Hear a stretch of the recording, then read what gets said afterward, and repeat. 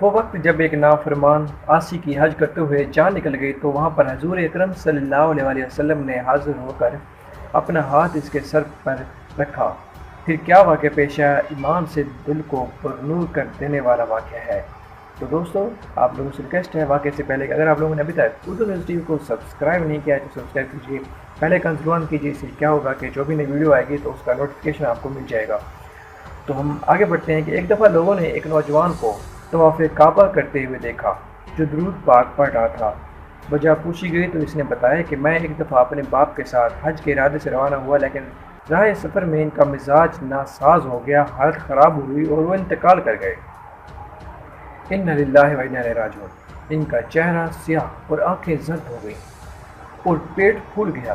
یہ دیکھ کر مجھے رونا آ گیا اور دیار غیر اور مسافرت کی حالت میں اس حادثے سے میں نہایت پریشان ہوا۔ رات کو جب میں چند لمحوں کے لیے سویا تو میرا مقدر جاگا اور میں نے خواب میں رسول اللہ صلی اللہ علیہ وسلم کی زیارت مبارکہ کی۔ حضور سید عالم صلی اللہ علیہ وسلم سفید لباس سے بتن کیے ہوئے تھے اور عطر سے بھی اعلیٰ خوشبوؤں کا جانواز جھونکا سرکار کے جسم عطر سے پھوٹ رہا تھا۔ میرے باپ کی لاش کے پاس آ کر سرکار دو عالم صلی اللہ علیہ وسلم نے ان کے چہرے پر اپنا دست انور پھیرا تو فوراً ہی میرے باپ کا چہرہ دور سے زیادہ سفید اور چمکدار ہو گیا اور آنکھیں درست ہوئیں اور شکم پر بھی دست اقدس پھیرنے سے شکم بھی برابر ہو گیا۔ حضور جب واپس کے لیے پلٹے تو میں نے اٹھ کر ردائے مبارک تھام لی اور عرض سے گزارا ہوا، اے سید و سردار و روشن چہرے والے، اس ذات والے کا واسطہ ہے جس نے ہماری غربت اور حالت افلاس میں آپ کو بھیجا۔ آپ کون ہیں؟ فرمایا، تم نہیں پہچانا، میں محمد رسول اللہ صلی اللہ علیہ وسلم ہوں۔